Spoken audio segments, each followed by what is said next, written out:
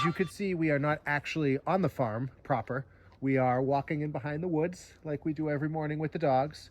And if you can hear faintly in the background, you probably can't. It's one of the nice things about going on this walk, is that our generator right now is running. Now, our generator... If the thing always ran like this, it would be amazing. Mercy within the off-grid farm household, because it has at varying points not worked worse, not worked terribly, and is now kind of working. And so like this, it would be amazing.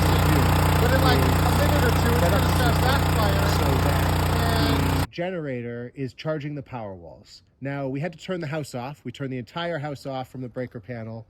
Right now, the car is charging in town because we've had to use the car a lot in the last few days, and we were lower on power. And in the 20%, you can't use the Ioniq 5 as a vehicle to load generator. So we brought the car into town to charge it. We don't have the power within our Powerwalls to charge the car, so hence driving it to town. And we're down to 6% power on our system. And so at 5% power, the entire Tesla system will shut down. The inverters, the gateway, the batteries, everything shuts down. And it's not an ideal scenario. We really, really try to avoid that. And so for a long time, we had no other remedy to do that other than just shutting the house down early and keeping our fingers crossed.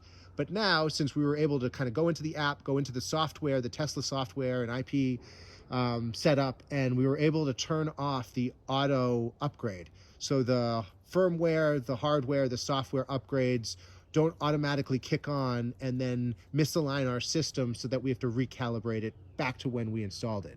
So now what's great is that we can turn the generator on, and even though it doesn't run smoothly all the time, backfires a lot, we've been trying to figure out kind of how to optimize it to really have it running the best for the system, but it does charge our Powerwalls up. And the two issues that it has right now is that the system doesn't know that the generator is charging the Powerwalls. So the system, and I'll pull up a little screenshot on that, the system thinks we're pulling some power from solar, which we're not, and it thinks we're pulling some power from the grid, which we're not. So it doesn't really know what's happening. And in doing that, the percentage that the batteries are being charged is not in alignment with the actual percentage that they're getting. So in other words, we set the generator to auto, and at that setting, usually at 50% charge in our Powerwalls, it shuts off. And as soon as we switch everything back over to the Powerwalls, instead of being 50% full, they're magically only 36% full. So essentially, it charged one Powerwall for us.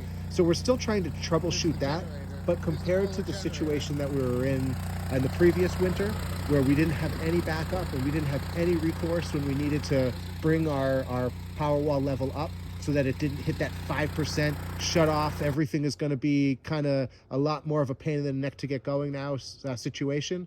And now we're fortunate not only to have the car at night, which we've used somehow, our little spot in New England here has turned into like Seattle, and we haven't seen sun in 2 weeks. So we've used the car pretty much every night in those 2 weeks to power the house, and said now that it's kind of charging in town, we're going to keep the Powerwalls off. We're going to keep the house off. And for the next hour and a half or so, 2 hours, we're just going to charge back up so that Leah can crank her studio heat. Her clients are going to be happy. We're going to have our house power back, and everything's going to be just like it was. So really lucky to have that option now to do that. The Kohler generator does not work perfectly, but it does work. And it's a really important stepping stone, I think, in having a family function in a really productive way off-grid. So we're taking our little walk with the dogs, and when we come back, we'll have a little bit more power in the Powerwalls. We're not going to be at our critical low state anymore, and a little bit after that, we'll shut them off and we'll resume regular household operations. So hope everybody has a great day out there. Hope you have enough power for your day inside and out, and we will catch you next time on the farm or on the walk. Take care.